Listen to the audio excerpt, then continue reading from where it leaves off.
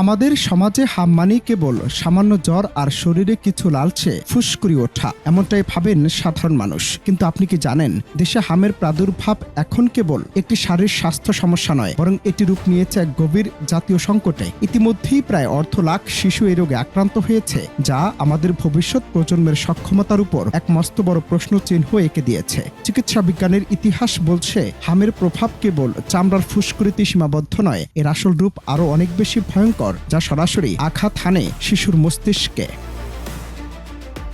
চিকিৎসকেরা সতর্ক করে বলেছেন, হামের ভাইরাসে রয়েছে মানব স্নায়ুতন্ত্রকে আক্রমণ করার এক মারাত্মক ক্ষমতা।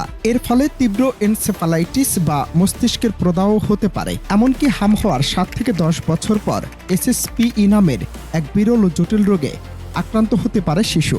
ইতিহাস ঘাটলে দেখা যায়, উন্নত দেশগুলোতেও টিকাদান কর্মসূচির আগে হামের কারণে বেঁচে যাওয়া শিশুদের একটি বড় অংশ অন্তত শ্রবণ শক্তি হারানো এবং স্থায়ী মানসিক প্রতিবন্ধকতার শিকার হয়েছিল। কঙ্গো বা ভিয়েতনামের মতো দেশে পুষ্টিহীনতা আর সঠিক চিকিৎসার অভাবে হাম পরবর্তী স্নায়বিক পঙ্গুত্ব কয়েক গুণ বাড়িয়ে দিয়েছিল।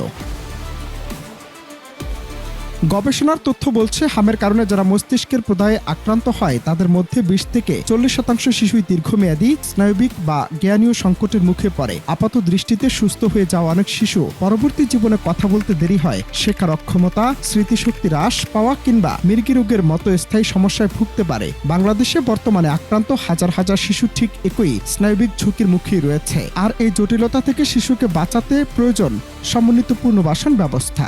পার্শ্ববর্তী দেশ ভারতের নিমহ্যান্স হাসপাতালের গবেষণায় দেখা গেছে, সংক্রমণের কয়েক মাসের মধ্যে নিবিড় কগনিটিভ রিহ্যাবিলিটেশন বা মানসিক থেরাপি শুরু করা গেলে শিশুদের স্বাভাবিক জীবনে ফেরার হার প্রায় 60% বেড়ে যায়।